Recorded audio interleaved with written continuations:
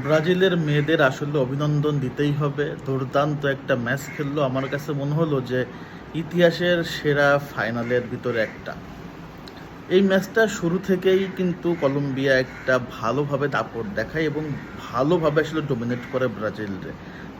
তিনবার আগায় থাকার পরেও কিন্তু শেষ পর্যন্ত মাতা ব্রাজিলকে কক্ষপাতে ফেরায় এবং মাতার গোলে কিন্তু ব্রাজিল শেষ মিনিটে আসলে সমতায় ফেরে। এরপর অতিরিক্ত সময়ে মার্তা গোল করে, তারপর আবার কিন্তু সেই কলম্বিয়া গোলটা পরিশোধ করে দেয়।